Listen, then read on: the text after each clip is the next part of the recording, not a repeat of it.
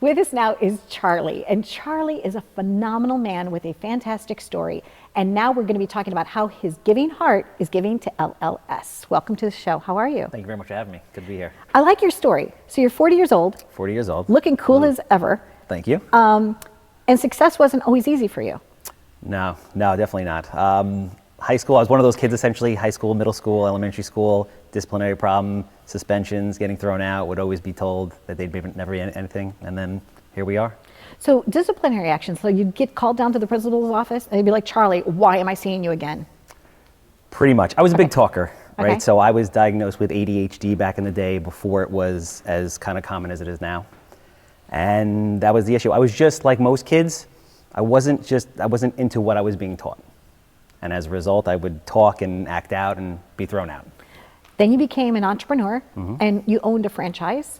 Yep. Okay, and how did that go for you? So I was very lucky. My father's been an entrepreneur his entire life, so I grew up with that. I was comfortable with that.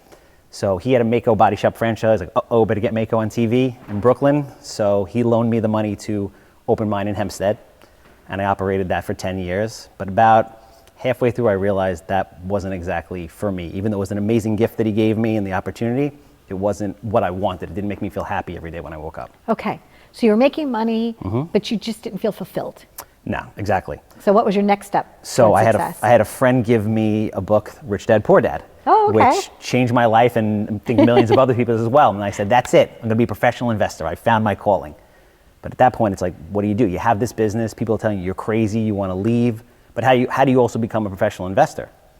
Just because, I grew up on Long Island, School of Excellence, Weintraub, awesome place. But at the same time, nobody gives you the roadmap to do something like that. So you sold it. You sold it all. So what I did was I took a class at NYU because Okay. it was right after the market crashed. And everyone's like, kid, you're nuts. You can't do this.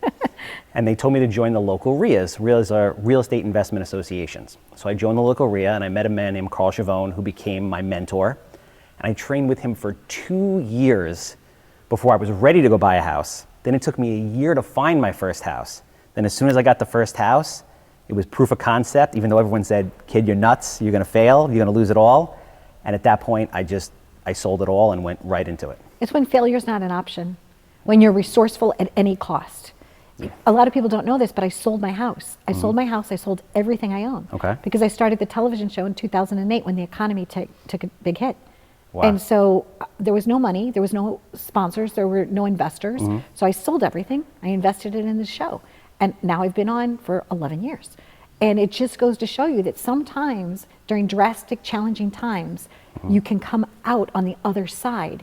You just have to have belief in yourself. Obviously, you believe in yourself. Well, there's a couple things. We're taught in school that failure is a bad thing, right? Right. It's not. It's an important thing. It's a necessary thing. You learn. Exactly. And the thing is, you start, and the first day you do something, you'll never be as bad the next time as you were that time. And it's just, I tell this story all the time. I took 9 months of intense salsa lessons. Okay, salsa? Yes. So I had this thing, I'm going to learn how to salsa dance. Exactly. As uncoordinated as I am originally. So I went there, and the first time I took a video of myself, and I looked at it, and it was the most awkward thing you've ever seen. My friends were like, you're terrible. I was like, this is great. You know why? Because I'm never going to be this bad again. Charlie, I like you. I like you a lot. Thank you. We also connected in the green room based upon, I shared with you that my husband had passed away from colon cancer, and colon cancer runs in your family. Yes. Unique kind. You're Yes. lucky to actually be alive. Yes. They say me and my sister shouldn't even be here, actually. And that is because your mom has a type of very rare colon cancer that causes polyps, and therefore she wouldn't have had a long life expectancy. Yeah, so she had something called familial polyposis, which is millions of polyps in your colon that act as a breeding ground for cancer. Typically, people get them in their late teens, and they pass by their mid to late 20s. She was diagnosed at 50, which is just unheard of. And now she said she's 68. She's 68 Happy years old. birthday to your mom. Yes. She just turned 68, and she's perfectly fine. That's lovely. It's amazing. And so because of that, it's also caused you to be a champion for others. Yes. So now you are raising money for? Leukemia and Lymphoma Society. Yay! Yes. It's a big one. Now you're running for Man of the Year. So how is that process? What's required of you? What's your goal? So essentially, my financial goal, just all in general. So it's a 10-week campaign. It runs from April 2nd to June 10th. And essentially, it's a fundraiser where everybody competes, but they're not really. It's a collective kind of force to raise as much money as possible. And there's 9 men and there's 9 women. Whichever man and woman raise the most money is the man and woman of the year. You came up with a clever idea, and because of the challenges that we're facing right now in our country due to the virus, tell us what your concept was and how we're going to tweak it so that you can get that goal still. Exactly. So what we were going to do is we rented out the Tilla Center originally, which is 2,250 people. We were going to sell tickets to 2,000 people and give away 250 tickets to high school and college kids. What I did was I gathered the 9 top real estate investors on Long Island. They all agreed to come down and teach the ins and outs, step by step, of what they do every day that has made them successful, in the hopes that people would take that knowledge, implement it, and then share it and cause a ripple effect through Long Island to help the Long Island economy and people. Okay, so you're still committed to the goal of raising the money, so people could go to your website, they could reach out to you, they could call you, and find a way that they could still donate. Absolutely. Okay. With everything that's going on, we're thinking about twisting it. If we can't now, we can't have more than 500 people. Right.